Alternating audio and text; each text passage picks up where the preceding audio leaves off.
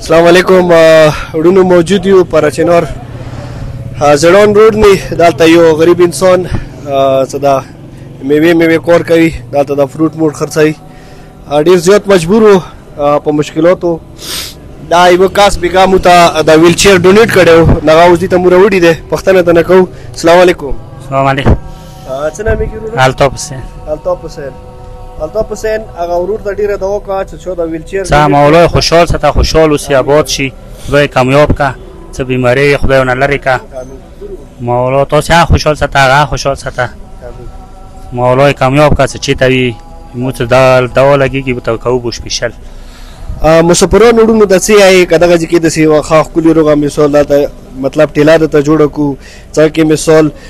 تاسو د فروټ دی هغه محفوظ وي نور هغه محفوظ وي څه ورته وایي مسافرانو ته بس مسافرانو ته زه دا یم چې مولا مو کامیاب لره که څوک موږ سره امداد کوی شویه زه خو خپله وسه پورې چاته سپال نه کوم خو چې څوک رسوه کړي هغه مولا خوشحال ساته خوشحال آباد اوسه زه خپله همت کوم خو چې څوک رسوه کړي هغه ته به زه ډېره شکریه کوم نو وړونو تاسې به د غریب ورور خبرې اورېدلې وي بس مو دغې ویډیو په ذریعې خپلو ټولو وړونو ته دا ګزارش کوو چې څو څه که ویل چیرې وي یا مثال داسې ډیسیبل څه کوم وي تاسې مثال مریضان وي څه هغه مثال وفات شوي وي که تاسې نوي شیان وي نو موږ سره ډېر زیات مریضان شته دي ډیسیبل کسان شته دي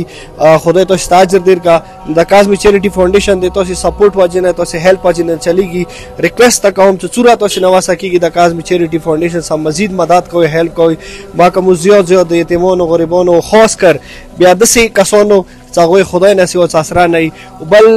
دې وخت کې زه به والي دې شکریه ادا کوم چې مثال دغه ډیسیبل حالات کې مطلب لګیا دی خپل محنت کوي خپل کوشش کوي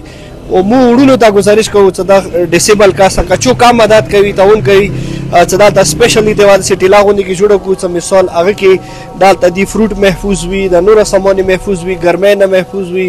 مثال باران نه محفوظ وي نو داسې شی ورته جوړ کړو چې ما که مزید دلته دې ته څه نه څه مزید سکون میلاو شي نو ډېره مننه او خاص کر هغه ورور زه ډېر زیات شکرګزار یم چې دا د ویل چیر چا دې ته ډونیټ کا نو اخري کې به رب ته سوال وکړو چې ربه چوکا د کازمي چیریټي فاونډیشن کې یتیمانو غریبانو خاص کر